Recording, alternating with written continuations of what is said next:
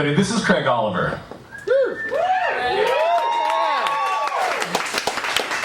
He's 30 years old. He looks like the love child of Kurt Cobain and a Liger. And he is in the process of making a persuasive argument. Just get in the car, man. Don't think about it. Just buy a pack of cigarettes and drive east. Craig and I have known each other for over a year, but we've only really been friends for about 3 months, since New Year's Eve of 2010, when we both wound up at the same party and trauma bonded over being 30, single, and marginally employed. Our ex-lovers are all getting married to men with real jobs, and we are not handling this well. Now it is late February, and he's proposing that we take our relationship to the next level by packing up our problems and driving for 30 straight hours from San Diego to Austin, Texas for South by Southwest. Craig runs an indie label, Volar Records. He's a vinyl man.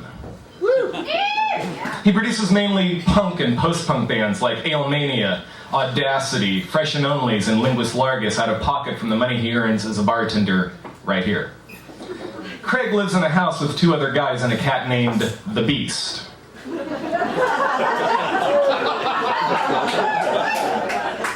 He wakes up there every morning at the crack of 3 p.m. His living room table and most of his furniture are covered with the labors of his love, art concepts, flyers, and boxes upon boxes of records. He's chosen this house because it is walking distance from the bar.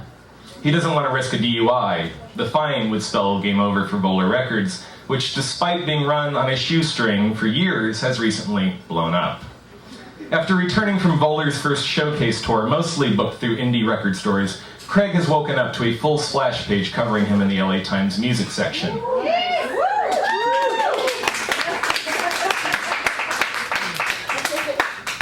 But this has only made him anxious. I'm really afraid this is going to change things, he says. So I can't pay attention to it. It's always been about believing in the bands I love. It cannot become about popularity. Craig has chain smoked since the article came out. His shoulders have risen closer to his ears. He seems guilty about his recognition, and this makes sense to me. He has been compelled to work 8 hours a day, every day, for a job that does not pay him 1 red cent. So he's done what any other spiritual leader in his position does. He's just replaced God with punk rock. The problem is that nothing challenges a spiritual pursuit, like getting a PR hand job for it from the LA Times.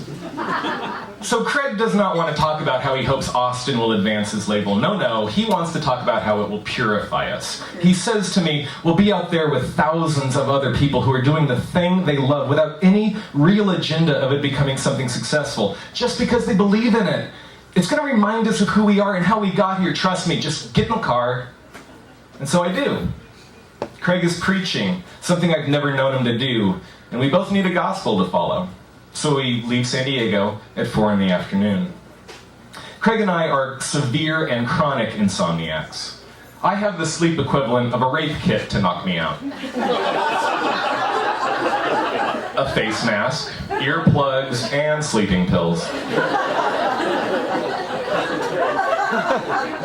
Craig, however, will drink himself out to pasture every night while writing inspired emails to ex-lovers. We can do neither on the road, so we may as well drive. We are in New Mexico, and it is 4 a.m. with Craig behind the wheel when he says to me, this stretch here, the stretch we're on now, this is the long dark night of the soul. There's nothing but darkness and silence out here. Now, this is exactly why I need music in my life. Craig steers with both hands at this hour, French inhaling Camel Lights as he does while bussing the bar's back patio. See, when I went to shows only once or twice a month, I became hyper-aware of the silence in between. It was like I could hear death, you know?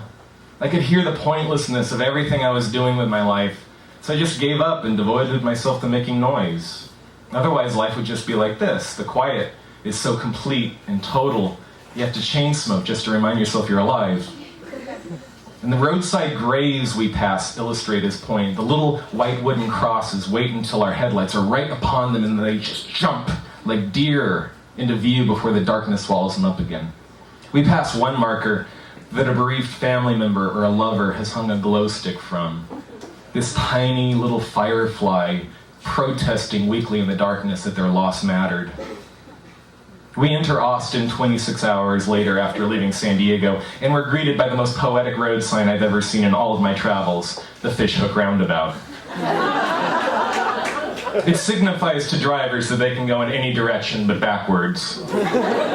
After not sleeping the entire drive, I am convinced it has been invented solely for Craig Oliver. We pull up in front of a suburban home that belongs to one of Craig's friends. There are a lot of leaves in the front yard and a frayed wicker couch on the porch, but otherwise it seems quite quaint. But this is a deception. Inside, the one piece of functional furniture is a couch covered in iridescent stains that look capable of impregnating me. The bathroom floor mat turns out to be a trodden nest of pubic hair, and our only greeter is an old stray cat named Lil Bastard. Craig and I kick enough beer cans out of the way to drop our sleeping bags on the floor and collapse like heaps of laundry. I fall asleep to the prolonged scream of a mouse, dying terrified in the jaws of Little Bastard, but I manage to ignore this. But what I cannot ignore is when something wet and limp and soft hits my cheek. No, not Craig. Little Bastard has decided that either I am his god or too weak to hunt on his own and attempted to feed me his kill.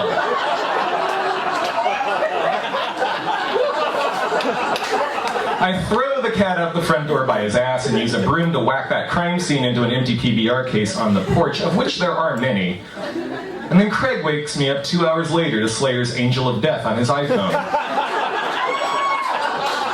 He hands me a warm PBR and says, "Dude, you've got to come outside and see this." On the porch, Little Bastard has tipped over the beer case, dragged the carcass out, defiled it, and left a line of puke beside it. Clearly, this is feline hieroglyphics for, "Go fuck yourself." That cat is a little bastard, I say, but Craig corrects me. No, that cat is punk rock. Now you know what it's all about.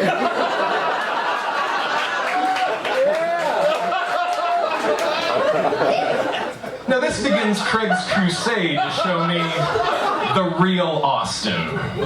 What the real Austin entails is vague, but I infer it has something to do with witnessing a display of creativity we had only imagined as children and forgotten was possible through the inevitable cynicism of adulthood, or something.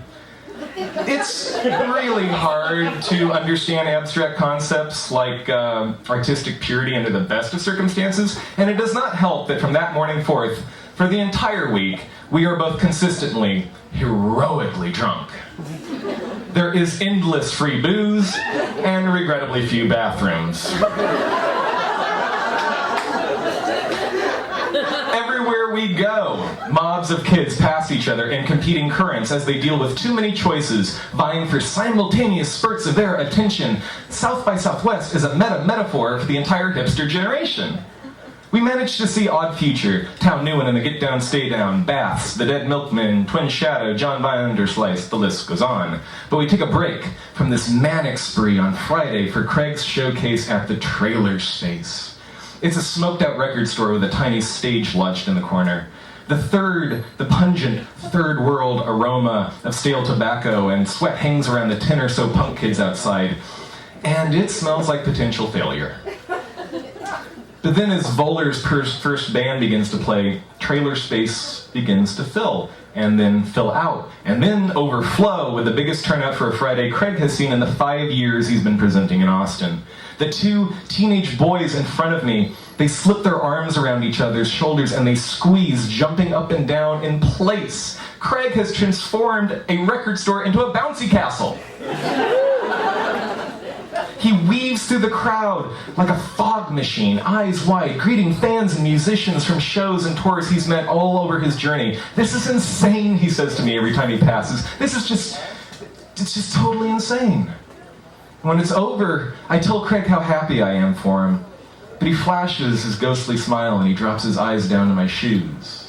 I'm watching the silence rush right back into his life, even now, even through the ringing of his ears. But he recovers, and he says to me, "Okay, now that I'm done working, I'm going to make sure you see the real Austin." He downs his 5th Lone Star of the day and strides out to the curb towards his Saturn. But a woman in a Volkswagen Bug stops to offer us a ride, and then she asks if we accept Jesus as our personal savior. I'm an alcoholic, Craig says. His name is the first 2 words out of my mouth every day. That is also punk rock. We see Cuckoo Chaos in a 100-degree woodshed playing to about 25 people.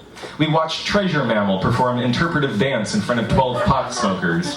We experience a myriad of punk bands playing in a backyard party where people are peeing on trees that other people are passed out underneath. We drink. Oh, and we drink. Oh God, and we drink. And my recollection of this period becomes especially spotty, but here is what I'm able to reconstruct. I wander away from the party through Austin's college area, and I happen to stumble into the Red Devil Tattoo Parlor. It is staffed by a 17-year-old runaway, and when I return, there is a fish hook roundabout inked on my arm, swimming under saran wrap and Vaseline and blood.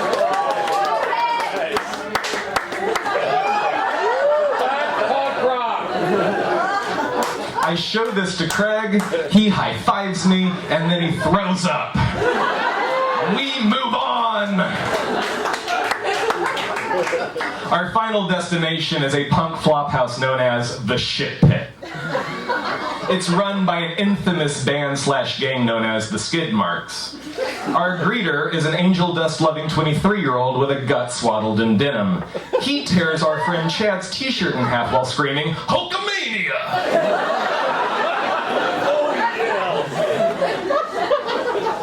In the backyard, there is a riot of catcalls and glass bottles exploding in the trees overhead. See, the Skid Marks have erected a stage where a stripper competition is underway among their members. But only one of their members is a woman.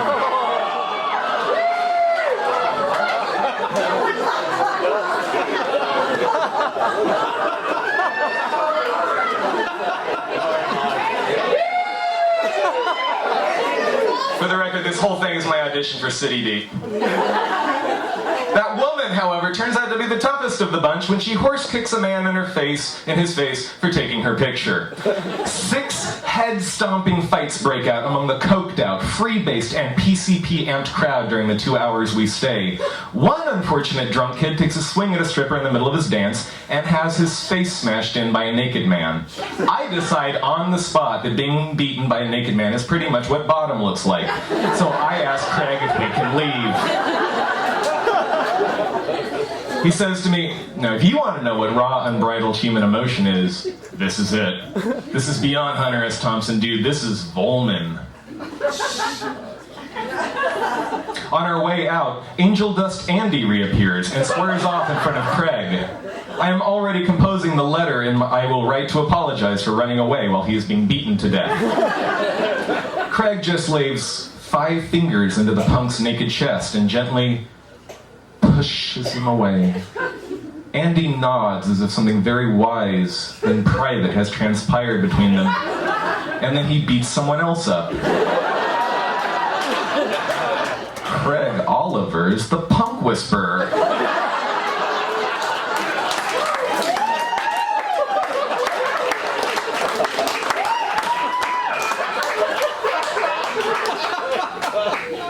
We flee the shit pit at 2 a.m., but we're at a loss for where to go next. There's only one place left, Craig says. Wendy's. I wait outside while Craig orders his hamburger, but the air suddenly feels very, very cold. South by has been fun. It has been epic by all personal standards. It has been punk rock, according to the authority of those who know what that means, but it has still just been a spectacle when all is said and done. I'm happy for Craig. I'm proud of him even. But his triumph makes me worry about what the morning after is going to bring. We're still just drunks and depressives, and we're going to return home with nothing tangible to prove that we're better than the next asshole who sits at a cafe while everyone else is at work. I can hear Craig's silence in the drone of the freeway above me and in the belligerent shouts of the ugly inebriates below it. This week's going to end, I realize all of a sudden. Neither of us really planned on that. And then Craig yells, "What the fuck is that?" I follow his outstretched finger to a big yellow school bus parked on the street overlooking Wendy's. People are spilling out of it, and they're setting music equipment up right on the sidewalk. The Owlhead Collective is in town after a long tour from Tennessee. They sound like an electro-pop gospel choir. And as we loiter and listen, the drunks in the street detour our way, attracted to the sound of party. But once in the crowd, among us, they stand suddenly silent and transfixed. They have been transformed into an audience.